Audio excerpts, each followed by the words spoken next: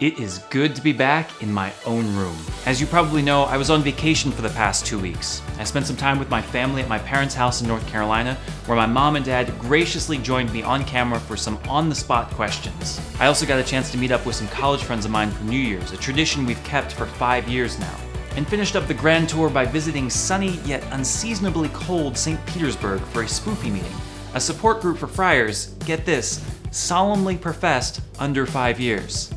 We religious, we love our acronyms. I got back to Chicago late Saturday night, got my laundry done and life sort of in order on Sunday, and then it all began again on Monday. Reality set in. Whew.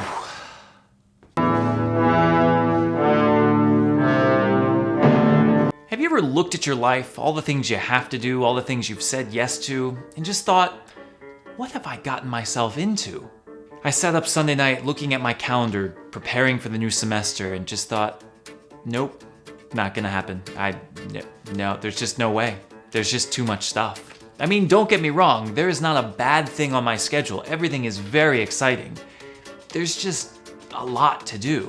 Besides the 4 seminary classes I'm taking with all the book learning and paper writing, which, is kind of important, my ministerial life is sort of about to explode. On Thursday, I fly to Cleveland where I'll be spending 4 days at a parish and 2 schools, giving talks and attending meetings, all part of a parish mission.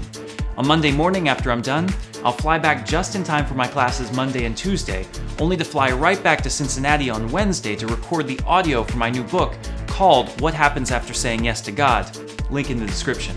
Come February, I'll be away 5 days 1 week for my diaconate retreat. Oh yeah, I'm being ordained to the diaconate in March. I think I forgot to tell everyone that. Woo! And then the following week, fly to Tallahassee, Florida, where I'll be speaking at all the masses and giving 2 one-hour talks for a Lenten parish mission.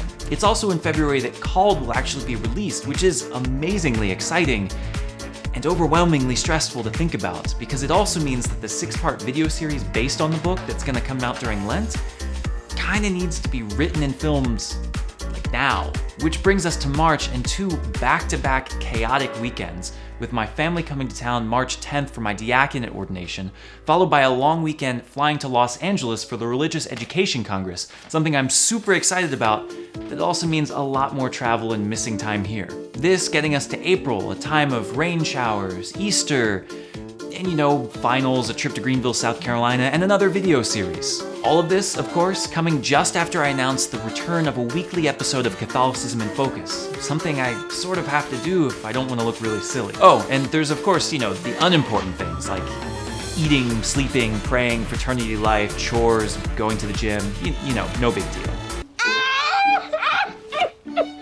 So why do I share all of this? Is it to brag about all the things I get to do or get sympathy for all the things I have to do?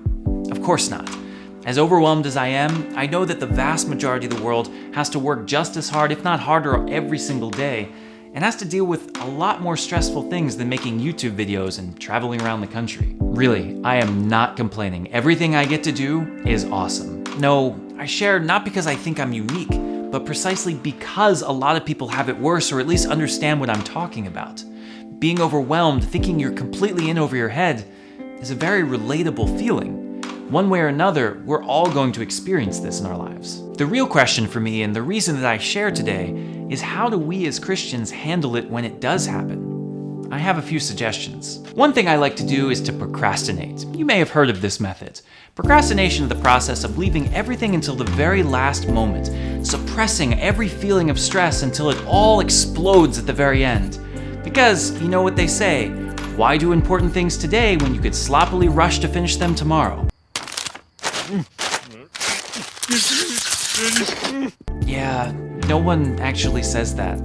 In fact, it's an incredibly unhealthy way of dealing with stress, and your work is probably not going to be as good. So when that doesn't work, I like to go to the other end of the extreme and just work nonstop, not resting until all the world's problems are solved. Just work, work, work.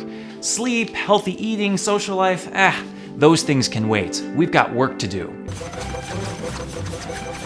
Yeah, believe it or not, this is also not very effective. Yeah, you might get a lot of work done, but at what cost? In these times, I'm always reminded of Jesus' words, "What profit is there for one to gain the whole world, but lose their life?" I know that. I know it's not healthy or sustainable, but when we've got a lot of work to do, what other options do we have? Now, it may sound counterintuitive at first, and it will definitely sound overly spiritual, so hear me out. But the one thing that has always worked for me is prayer. Leave it to brother to give a churchy answer. Prayer's the answer to everything, right? There is no doubt that I rolled my eyes at this thought before. I remember during my postulancy, our director said that we should pray 30 minutes every day, except when we're busy.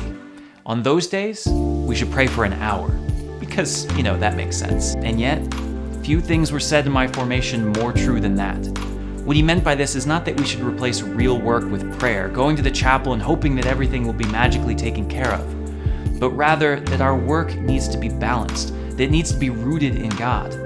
Without that foundational relationship reminding us of who we are and where we're going, our work runs the risk of losing its meaning. We look around and wonder, why am I even doing this? Even though prayer doesn't get anything done, even though it doesn't serve any practical purpose, committing myself to 30 minutes of silent prayer a day, an hour when I can, gives me perspective. It reminds me that my life is not about just getting things done. It's about being a child of God and a disciple of Christ. For me, spending quiet time in the chapel every day is quite literally a lifesaver. I don't know what I would do without it. And yet, on its own, it's not enough. Prayer, yes, is something that we can do. We go to a quiet place and we speak with God. But it's not something that should be so easily compartmentalized. Well, I did my prayer, so now I can go do something else. The true goal of Christians, and the best way to stay integrated in the face of enormous stress, is to make prayer a way of life. Do we see God when we work? Can we go to God when we're stressed? How do we live so that every moment gives glory to God, not just those times at church? As much as life may weigh me down at times, and I'm left staying up at night, staring at my computer, wondering, what have I gotten myself into?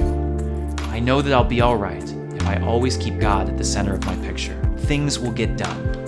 Or maybe they won't. Failure happens in life. The important thing to remember in all of this is that no matter what happens, success or failure, stress or relaxation, our ultimate reality does not rest in the work we do. It rests in the person we are called to be with, Jesus Christ. Is that overly spiritual or churchy? Maybe. But when I step back and look at what really matters, I can't think of a better way to live my life. So now that you've met my mom, I hope that you'll keep her, my uncle, and all those traveling to El Salvador this week for a mission trip in your prayers. May they have a blessed and wonderful experience.